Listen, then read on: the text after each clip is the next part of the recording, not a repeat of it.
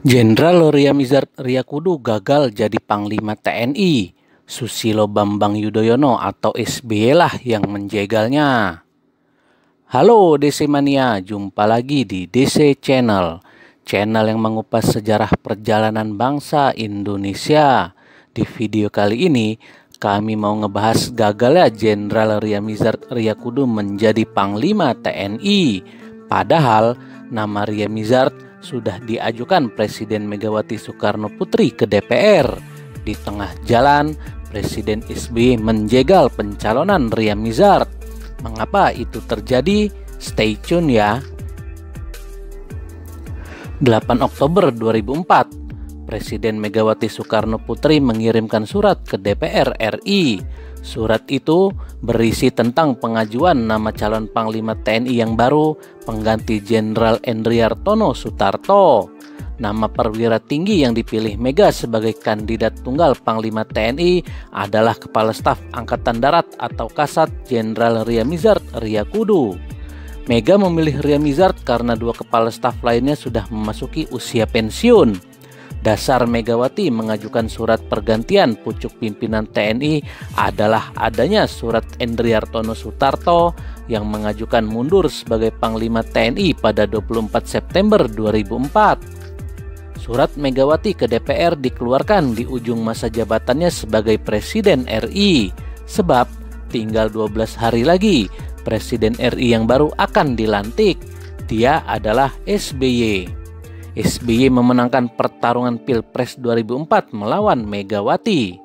Surat Megawati itu sebenarnya sudah dibahas dalam rapat paripurna DPR pada 15 Oktober 2004. Rapat paripurna menyerahkan pembahasan surat Presiden Megawati ke Komisi 1. Lalu pada 20 Oktober 2004, SBY resmi dilantik sebagai presiden menggantikan Megawati. Langkah pertama SBY adalah memanggil Jenderal Endriartono Sutarto ke istana. SBY bertanya langsung ke Endriartono apakah dia sudah mengundurkan diri dari TNI atau belum. Kepada SBY, Endriartono mengatakan hanya mengusulkan pergantian jabatan, bukan minta berhenti. Endriartono tetap mengusulkan kepada SBY agar ada pergantian jabatan Panglima TNI. Tapi jika negara tetap membutuhkan, Endriartono masih bersedia menjabat sebagai Panglima TNI. Pernyataan Endriartono ini dinilai tidak konsisten, sebab saat mengajukan surat pengunduran diri ke Megawati, ia beralasan ingin mundur agar terjadi regenerasi di tubuh TNI. SBY lalu mengeluarkan surat yang isinya menarik surat Presiden Megawati tentang usulan calon Panglima TNI tertanggal 25 Oktober 2004. Dalam surat itu disebutkan Presiden SBY belum berencana mengganti Panglima TNI dengan alasan kesinambungan. Artinya Jenderal Endriartono Sutarto tetap menjadi Panglima TNI. Sehari setelah SBY mengirimkan surat itu ke DPR, ia memanggil Riamizard ke Istana Negara. Dalam pertemuan yang berlangsung selama 2 jam itu, hanya 5 menit saja waktu yang mereka gunakan untuk bicara serius. Sisanya SBY dan Riamizard ngobrol santai sebagai sesama lulusan Akabri. Pada pembicaraan 4 mata itu, SBY intinya meminta Riamizard membenahi TNI. Satu-satunya nama Panglima di saku saya adalah Abang, kata SBY ke Riamizard. SBY juga menyatakan ingin menggelar pertemuan berkala dengan Riamizard. Dalam pertemuan itu, SBY memberi pesan agar Riamizard tak banyak bicara dan aktif saja di kegiatan sosial. Memang setelah pertemuan itu, Riamizard menjadi irit bicara ke wartawan. Dia juga lebih banyak menghabiskan waktu di kegiatan-kegiatan sosial. Salah satunya merancang program TNI Manunggal Desa di Aceh.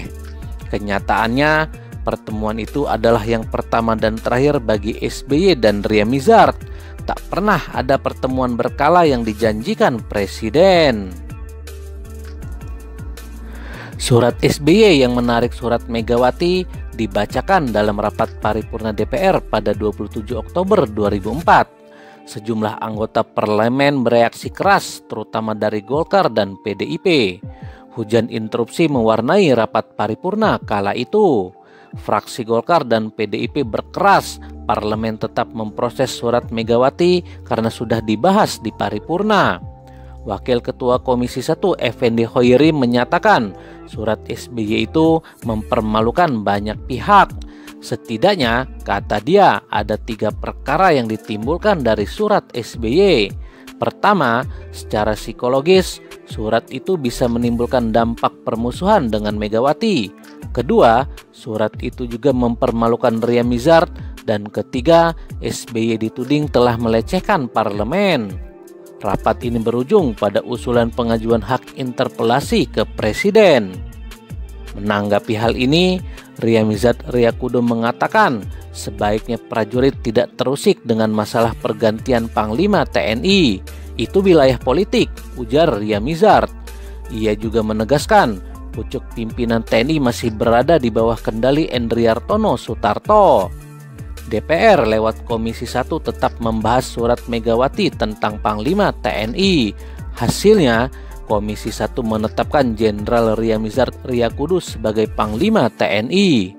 Effendi Hoiri mengatakan, secara de jure, tongkat komando Panglima TNI telah beralih dari Jenderal Endriartono Sutarto ke Jenderal Ria Mizard Riyakudu.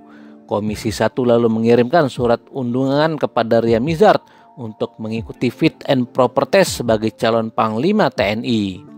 Panasnya hubungan DPR dengan Presiden membuat SBY mengeluarkan perintah. Ia melarang jajaran kabinetnya hadir di rapat-rapat DPR RI. Alhasil, Ria Mizard Riyakudu yang sedianya menjalani uji kepatutan dan kelayakan di DPR pada 4 November 2004 batal hadir. Padahal anggota Komisi 1 DPR sudah hadir di ruangan sejak pukul 9 pagi. Kita tidak mengizinkan karena proses pergantian Panglima TNI sudah ditarik, sehingga tidak ada rencana pergantian Panglima, kata Endriartono Sutarto kala itu. Memasuki tahun 2005, berkembang kabar akan adanya pergantian Panglima TNI dan 3 kepala staf. Nama Ria Mizard kembali santer diberitakan akan ditunjuk SBY sebagai Panglima TNI. Pada Februari 2005, Mabes TNI mengajukan nama Ria Mizard sebagai calon Panglima TNI satu paket dengan pergantian 3 kepala staf. Di luar dugaan, SBY malah memperpanjang masa jabatan Endriartono Sutarto hingga akhir 2005 dan SBY mencopot Ria Mizard Riyakudu sebagai Kasat. Sebagai gantinya adalah Wakil Kasat Letjen Joko Santoso. SBY juga mengganti posisi Kasal dari Laksamana Bernard Ken Sondag ke Laksamana Madya Slamet Subianto. Lalu posisi Kasau dari Marsekal Cepi Hakim ke Marsekal Madya Joko Suyanto. Joko Suyanto adalah teman satu angkatan SBY di Akabri 73. Pergantian Sondag dan Hakim dirasa wajar karena keduanya memang telah memasuki masa pensiun. Sementara Ria Mizard masih memiliki waktu kurang lebih 1 tahun sebelum memasuki masa pensiun. Peluang Ria Mizard menjadi Panglima TNI tentu makin kecil ketika dia tidak lagi menjadi Kasat. Usai pelantikan Kasat, Ria Mizard menyalami Joko Santoso dan memujinya sebagai kader yang baik. Kalau maunya pemerintah begitu ya sudah, kata Ria Mizard. Kalau jadi Panglima TNI syukur, kalau enggak juga ya enggak apa-apa. Jabatan itu kan urusan Tuhan, ujar Ria Mizard. Di momen pelantikan itu juga, Ria Mizard menyalami SBY dan sempat berbincang sebentar.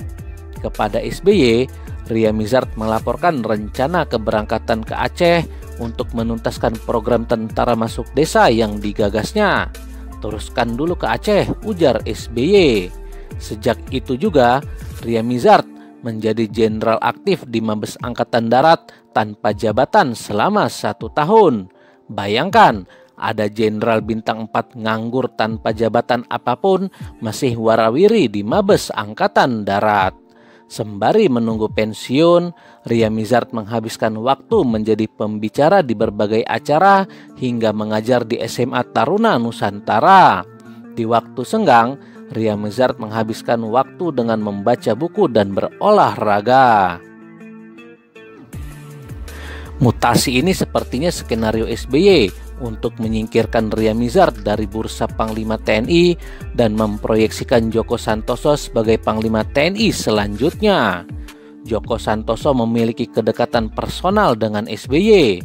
Lulusan Akabri Darat 1975 itu pernah menjadi wakil asisten sosial politik ketika SBY masih menjabat Kepala Staf Sosial Politik dan Kepala Staf Teritorial TNI.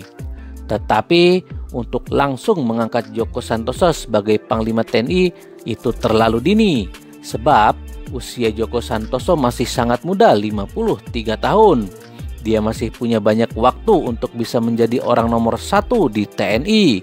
Maka sebagai perantara, SBY memilih Kasau Djoko Suyanto, teman satu angkatannya, sebagai Panglima TNI menggantikan Endriartono Sutarto.